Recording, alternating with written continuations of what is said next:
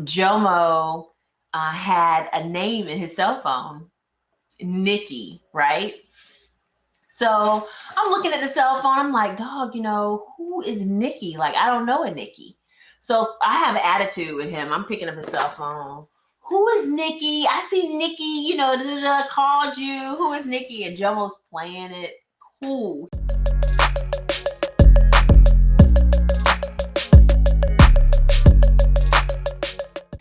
In this video, we're going to be discussing bad habits to avoid in relationships. Part 2. All right. The first one is assuming versus discussing. We've done this before. Here's the challenge I see in many relationships.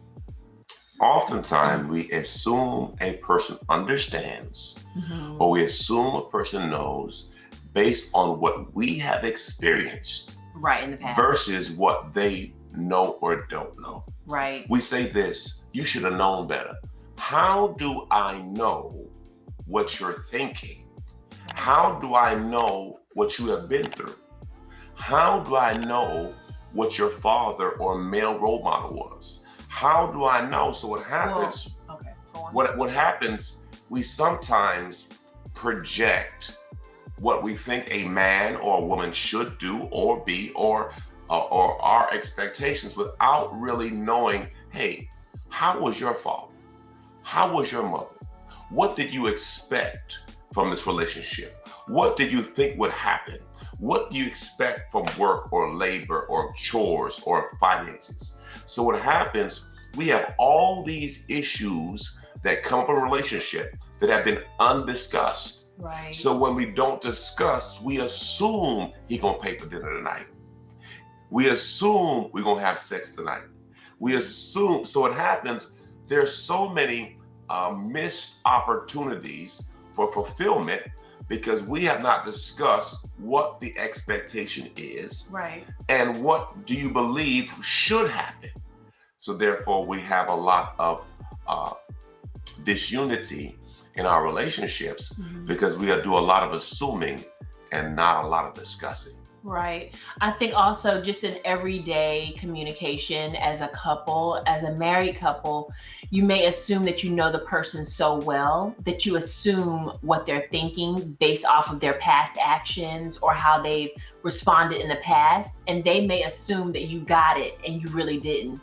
So then one person goes right, another person goes left, and you said, man, I thought you were going to do, or I thought you were thinking.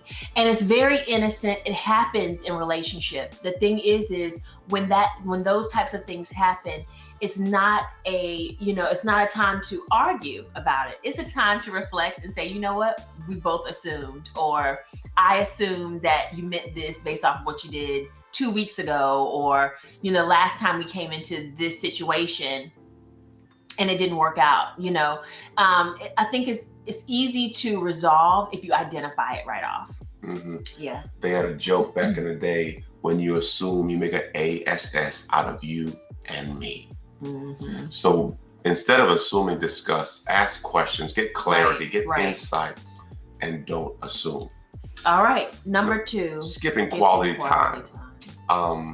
We have done much better with planned dates and planned schedules. It's so much healthier than being intentional with it. Is so much better than assuming that the person is going to plan a date out or do something. Just have a set day and time has worked for us. Yeah, it's been great. Right.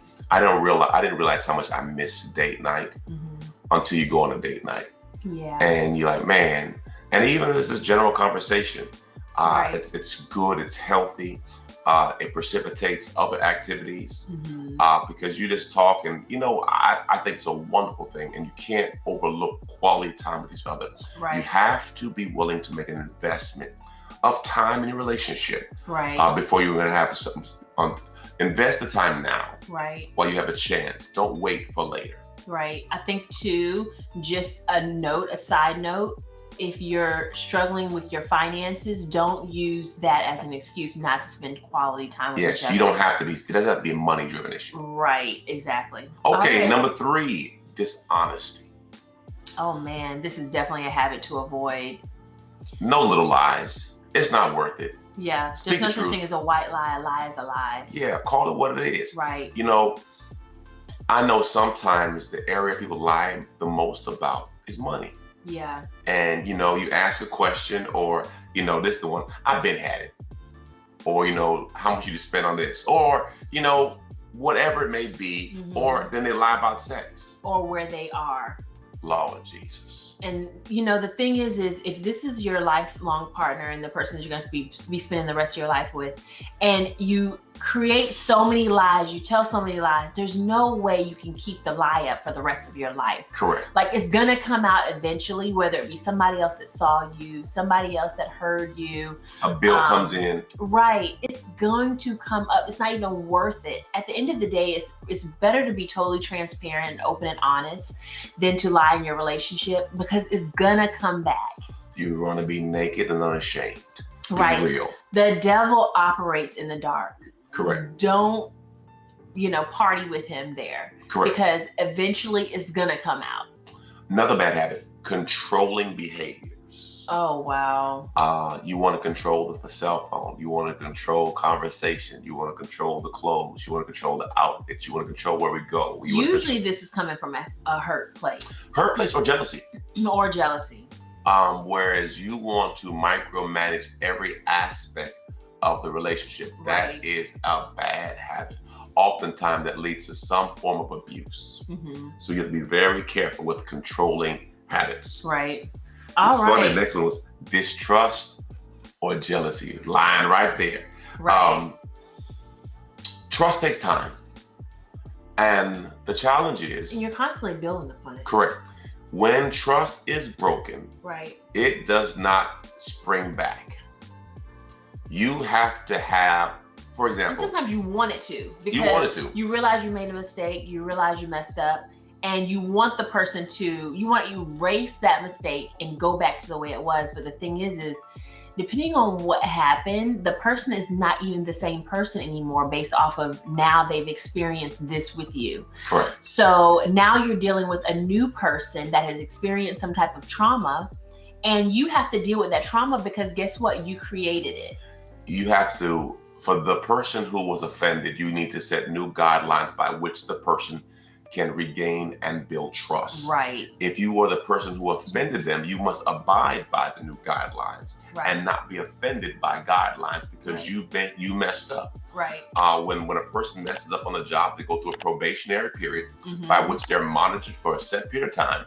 And if they go through the probationary period, they can come back to full status. A lot of times, same thing in relationships. Exactly. People accept that, but they don't accept the probationary period in relationships. Correct. Well, it's the same, Same thought process. Same thought process. The next one, too much screen time. Drop the phone, drop the computer, get from in front of the TV, and look at me. How many times have you seen people out at restaurants on dates and both of them are on their phone? All the time. It's sitting right across from each other. All the time. On the phone. All the time.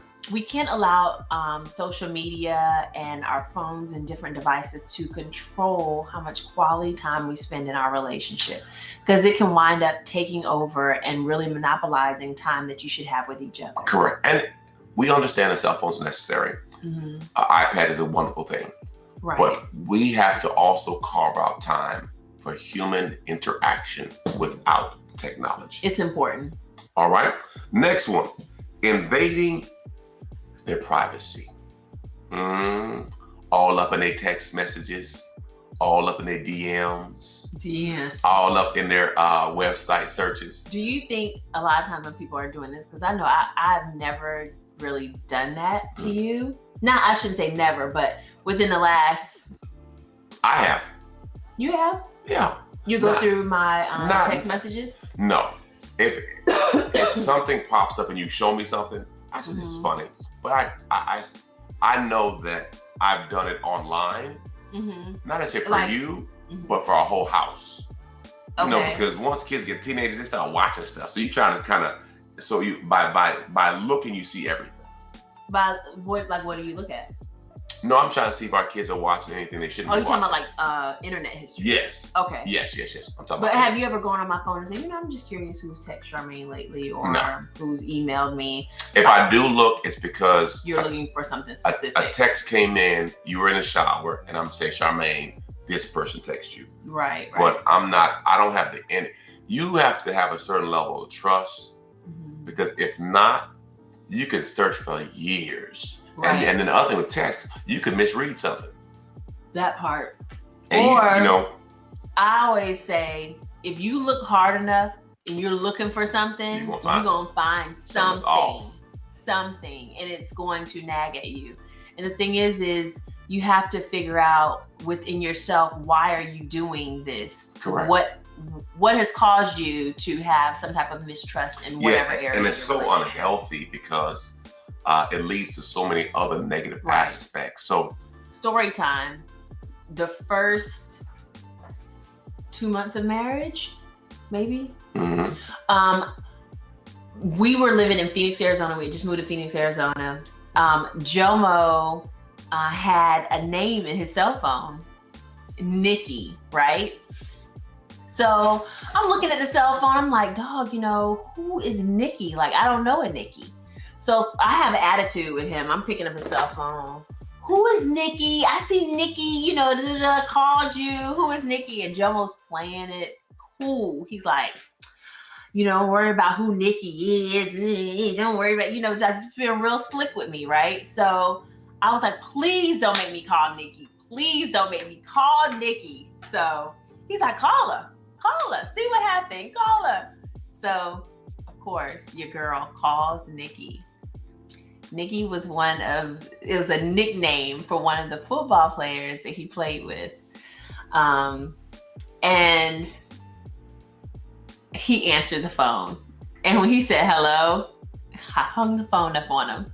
He called back, Charmaine, why'd you hang up on me? So you don't trust your husband, It was very convicting. And it really showed me that I had some things I needed to work on within my marriage. Of course, we've been married for 24 years. So this was 24 years ago, literally. And it was a funny story. And I never forget it because, sometimes you don't see yourself until something like that happens in your relationship. And you realize there was some hurt there, or there was some mistrust there.